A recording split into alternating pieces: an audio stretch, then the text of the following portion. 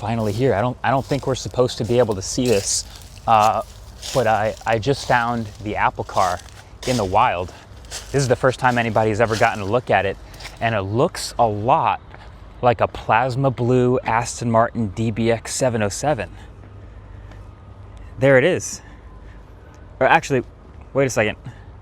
That is a plasma blue DBX 707. I'm joking, obviously. This is not the Apple car. This is a DBX. But that's the thing. Apple announced CarPlay Ultra years ago at like WWDC, and then we didn't really hear anything and didn't see any cars supporting it. And then years later, they updated us again, and there still were no cars supporting it. And then this year at Dub, there was one. This was the one in the keynote. This is when they were driving around at like the top of Apple Park or driving around their campus or whatever to demonstrate what CarPlay Ultra is. Aston Martin is officially on board. And this is my first look in actually testing and using CarPlay Ultra as someone who's only used, like most of us, regular CarPlay.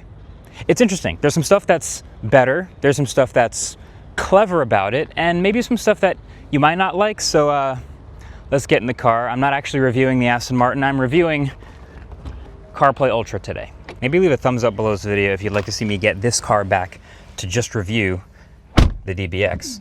But for now, we're talking software. And the DBX has two screens to show software on, so we got to talk about both of them. So here's basically how to think about this. The difference between CarPlay, as you already know it, and CarPlay Ultra. CarPlay is essentially just a second screen mirrored for your iPhone. It looks like this. You've seen that before. CarPlay Ultra is a collaboration between your car and CarPlay to also bring in vehicle controls and all the other stuff from your car. So you know how if you're in CarPlay and you have to go change something specific like some speaker settings or your air conditioner settings or something like that, you have to leave CarPlay, go do the vehicle settings, and then go back into CarPlay, right? The point of CarPlay Ultra is it takes over all of the screens in your car to give you access to all of those things without ever having to leave CarPlay. Now, that does require some work, and there's some pretty clever things that they've done to make sure you almost never ever have to actually leave CarPlay. But let me show you what I actually mean by that. So here's the center screen. It looks the way it normally does. You've got all the apps. This is my iPhone, so these are the apps that are on my iPhone. But then you'll notice there's a couple extra things like the climate control, temperature, and vehicle settings, and radio, and climate controls. And that's because if you go into these, you can actually continue to adjust settings from the actual car, which you couldn't do in just normal CarPlay, which is mirroring your phone. And your phone doesn't know these things about your car. So you can change the temperature and change the fan speed and the way it syncs or doesn't sync.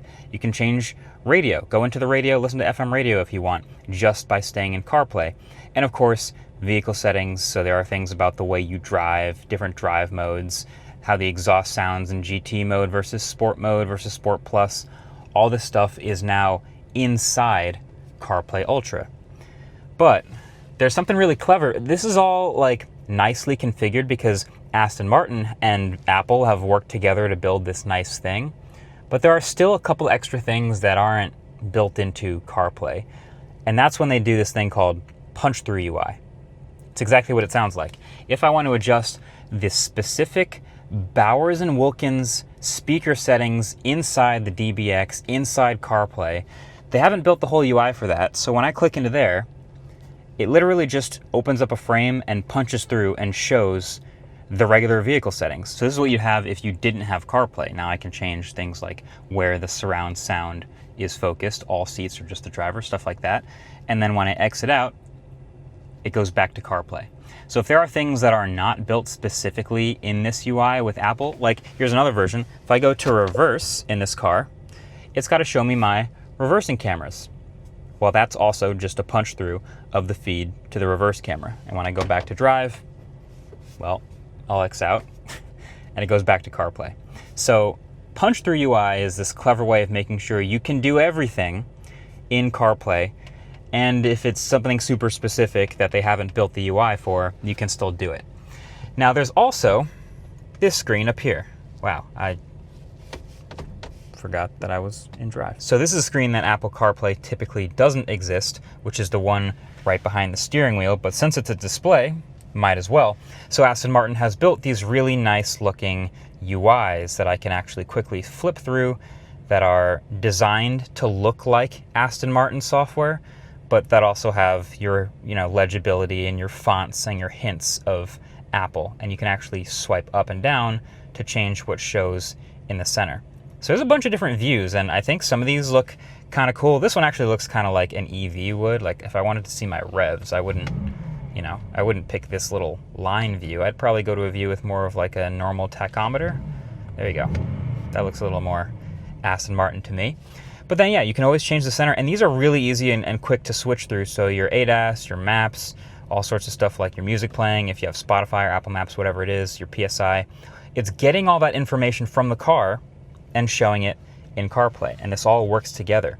It's cool that it works together because if I move over to, say, this view with a little orange down at the bottom, that actually syncs up with a little orange down at the bottom here with this wallpaper. So they're all working together to show you information from your car. Now there's one last thing that's a little interesting, which is, see down here this odometer and these little tiny icons down here that are actually not quite CarPlay. These are still rendered by the car. I think legally they have to render certain things locally on the car, so if your phone ever disconnects or dies, you still should always know these things. And these are actually not quite punch through, these are overlays. So your odometer reading right here has got this little cutout for legibility, and that will always be readable and always rendered by the car. Same thing with, say, your airbag warning or seatbelt warning or low tire pressure or any certain things that are overlays from the car. But otherwise, that's all CarPlay. That's all CarPlay.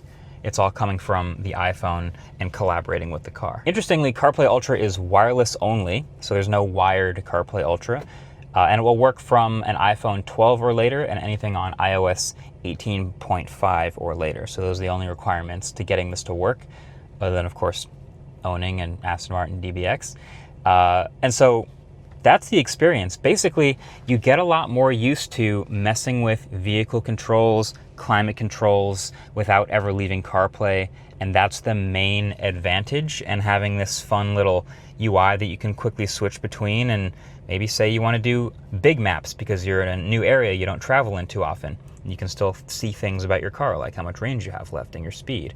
Or then maybe you want to flip back to the classic tachometers that feel more Aston Martin to me. The fun thing about this that I actually think is really interesting is it's going to be different in different cars. Like clearly this is a very bespoke experience for this one, right? But there's also a ton of buttons in the Aston Martin. And so if I want to change temperature or fan speed, if I go ahead and roll the fan speed up here, you can see it responds pretty quickly. Or if I want to change volume here, you can see the liquid glass volume indicator also moving around. So there's a whole lot here that I'm still going to do with physical buttons. But in cars that have less physical buttons, you do even more on the screen, so this is even more important. So I guess the real question is, if you're not Aston Martin, if you're a different one of these car companies that is making a car with a huge screen in it, what are the chances you're not already very focused on software? What are the chances you're making a car with a huge screen in it with a bunch of cool software, but you're also willing to let Apple take over the screens in your car if the user has an iPhone? That's a really weird question. I feel like, and we've seen this from Tesla and from Rivian so far, there are car companies who are pretty sure they don't want to do that, and they don't support CarPlay at all, and they definitely won't support CarPlay Ultra. But now we've slowly started to see this trickling list of companies who are going to support CarPlay Ultra. If you own an Aston Martin already, I think you can get your car to a service center and they'll do a software update to support it. So it's starting. But my question is, do you like CarPlay Ultra over regular CarPlay? Would you be interested in having like the extra themes and the extra integration in a sort of an Apple Car way? Does that entice you at all? Because to me, it's just a little bit more convenient, but otherwise it's not really too special. Let me know your thoughts in the comments below. Thanks for watching. Catch you in the next one. Peace.